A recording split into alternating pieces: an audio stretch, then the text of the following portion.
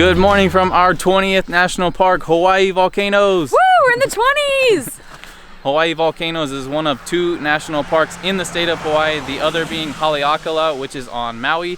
And this national park is home to two of the world's most active volcanoes, Mauna Loa and Kilauea. So last year in 2018, Kilauea erupted, which you may have seen in the news. This caused a lot of changes in the surrounding areas as well as in the park.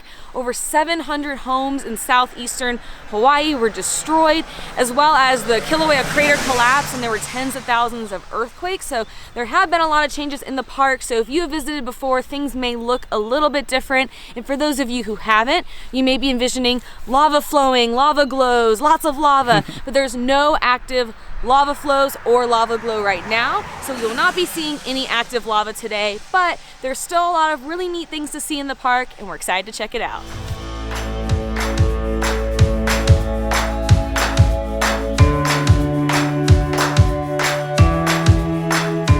Our first stop at Hawaii Volcanoes National Park is the Kilauea Iki Trail, which we hear is one of the most popular things to do in the park. It is a 4-mile round trip trail. It takes you 400 feet down into the Kilauea Iki Crater and then back up. And we read on the sign at the trailhead that it erupted in 1959, and it erupted for 36 days, and it took 36 years for it to harden. And when you're walking on it, apparently you can still feel the heat coming off of it. Which is nice, because it's a little chilly out, and it's raining.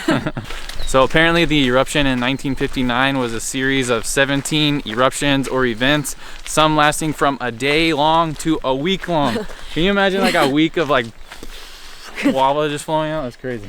And so it created this lava lake that's 400 feet deep, and that is what we'll be walking on.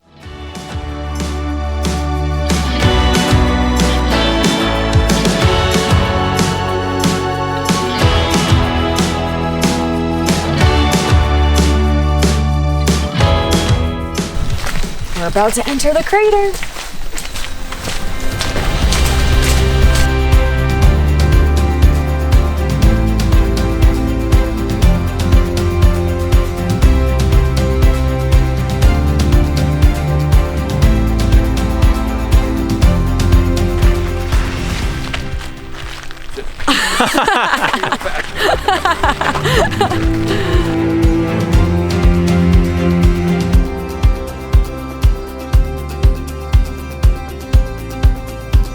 So we said earlier that you can feel the heat down here, we read, but I don't really feel it, do you? I don't really either. Yeah. I mean, it's getting warmer out. The sun's coming out more. We have jackets on. We've been hiking and moving. Feel warmer. But I don't think it's from this. I don't know. Feel the heat now? I feel the heat now. No, there's heat there. That's why it's a little bit of a steam vent. Yeah. Cool. They say when it rains, the water goes down and then it heats up and then it comes to steam. Oh, okay. This is actually warm. Yeah. I mean, warmer than the other thing I touched. Oh, yeah, there it comes. Here comes it.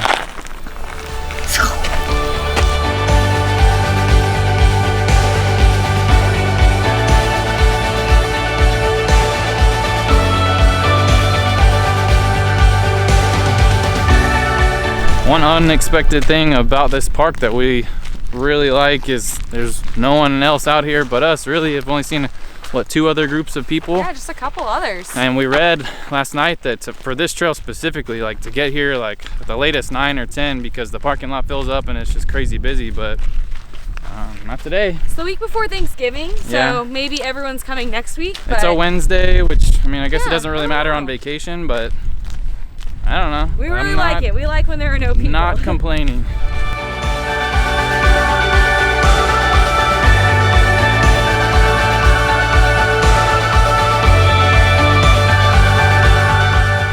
So after our hike, we swung by the visitor center and we had perfect timing because we caught like I guess probably like the second half of the ranger giving his like program talk about the park, and man, he like dropped some knowledge bombs on us.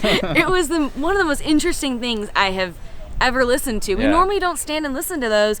We walked up and we just were hooked. I think we stood there for at least 20 minutes. Yeah. He was so engaging and funny and knowledgeable. Then, He like laid all these facts out and was like, oh man, I'm gonna say that one, I'm gonna say this one. I can't even remember. Yeah, it's we just, can't like, remember any of it. Mind blown, but I mean, we can't remember specifics to say. It was just so much. We can't summarize what he said, but he was just talking about all the activity of the volcanoes and really detailed like last year's eruption, and really just like hammered home that like this is the most active volcano in the world. So he had this one of those like topographical the topical 3D maps. That you see at all the national parks. Yeah, showing photos. So if you come to this national park, definitely stand around and listen to this. It was so interesting, and I wish we could give more detail, but it was just too much information to absorb. I mean, he was like really passionate about it because he was like, if I worked at the Grand Canyon, it'd be cool, but I would have to say the same things every time, every program. But like he said, working here is so awesome because it changes every year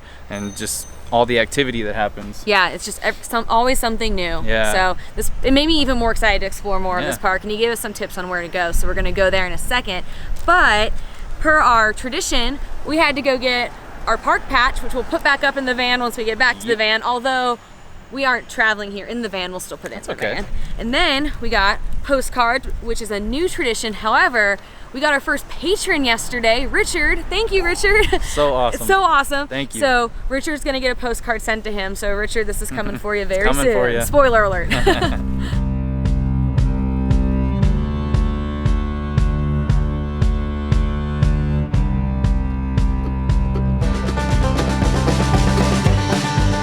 One of the things that the ranger recommended doing at the park today is driving on Crater Rim Drive. You used to be able to drive on a lot more of it, but unfortunately due to last year's activity, most of it's closed down now. But there is one part where you can park your car and then you can walk 1 mile on the road. It's only open to feet and bicycles, and you'll get a really cool view of the crater.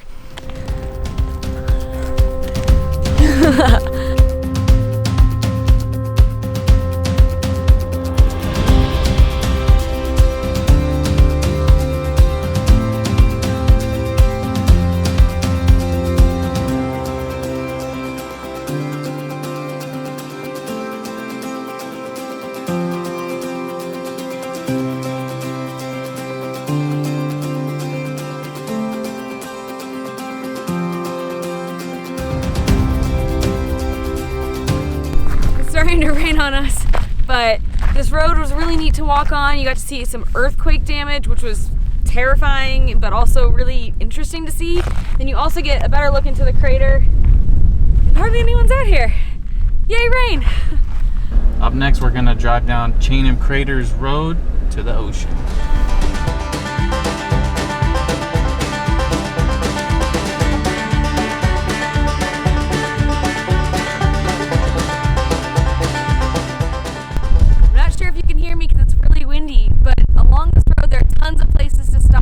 There are craters, there are lava fields, and they have signs that tell you which year that lava flow was. There's this ocean lookout right here, and we can even see the road that we're about to drive down. So one thing we didn't mention is this park is at, I think, just over 3,000 feet of elevation.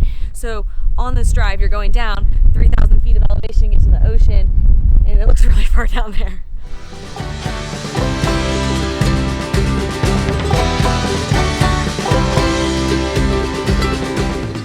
Probably can't hear me, but this is where we came to at the end of the road.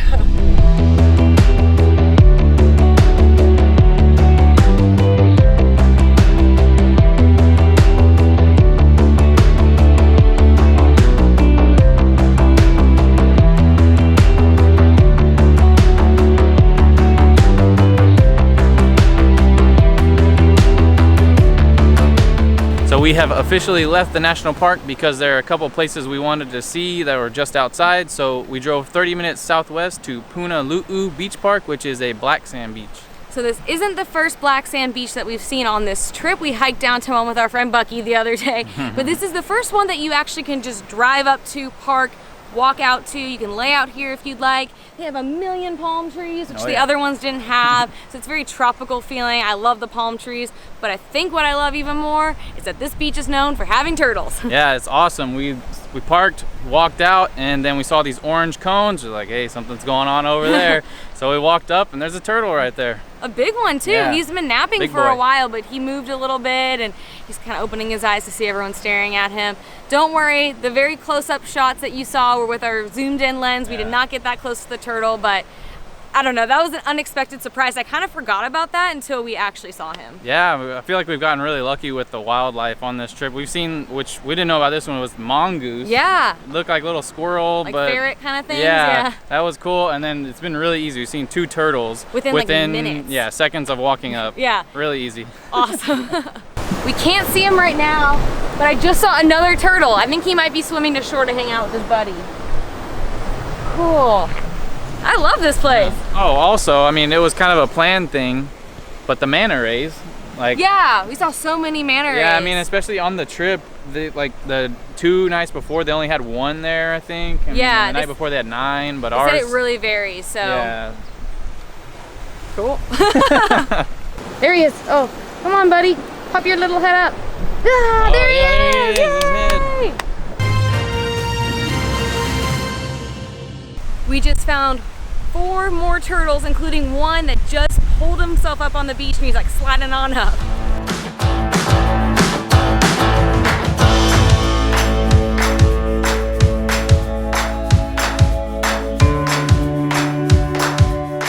All right, we're ending our day in the best way we know how, with ice cream. This is actually vegan gelato. Oh man, it looks so good. So at a place called Mi Coco, which is a vegan gelato place in Hilo. They also have another location about 30 minutes or so away from here. And they had, I don't know, like 8, 10 flavors or so to choose from. I think 10, yeah. I think it's all local ingredients. Like gluten-free, yeah, organic, all the good good things. stuff. So I got golden macnut and then pumpkin bourbon. I got like a chocolate that's made with like local chocolate, apparently like just across the street. And the other one is, I don't remember. It's a walnut one. Oh, maple walnut, there it is. And the best part Delicious. though is we asked for cones and she made the cones right there. Yeah, so they're they are super warm fresh, yeah. and they're fresh to death. Yeah, that's good. It was really creamy and good. I just took one of my first bites of the cone and it's so crunchy and crispy and good. Oh, yeah, it's thin and crispy. Oh, it's so good. And ice cream's kind of oozing through it because it's really thin. Also, the ice cream is so creamy. Yeah. And it kind of has like a thickness to it that vegan ice cream doesn't always have. And I don't really taste any coconut or any alternative milks or anything. It's just, I seriously would never know. Yeah, you'd think there was like egg or something in there. It's like, it feels eggy. Yeah, it's so good. All right, we made it back to our Airbnb for the night. One thing we didn't get to do because we had too much fun at the national park today was go to, it's a beach called Hale Beach, and it's the newest beach in the Pacific. That's newest, not nudist, so please bring a swimsuit. But if you come here, you should definitely go check it out. So the ranger at the national park told us about it. From the lava flow last year, it created this beach. So it's not like the sandiest of beaches, but if you want to check out something that's new to the island and part of the history of the volcano, go check it out. But tomorrow is our last day on the Big Island, and we're so bummed. But we have until 11 p.m. when our flight leaves, so we have all day. So it's gonna be a full day still. We're gonna check out a different colored beach. We're gonna eat more food. We're gonna go on a coffee tour. I'm really excited. It should be a really fun last day. Good morning from our 20th national park, We're in the 20. Hawaii. Oh, sorry. Ow, I hit my elbow. Oh, you okay? Take 70.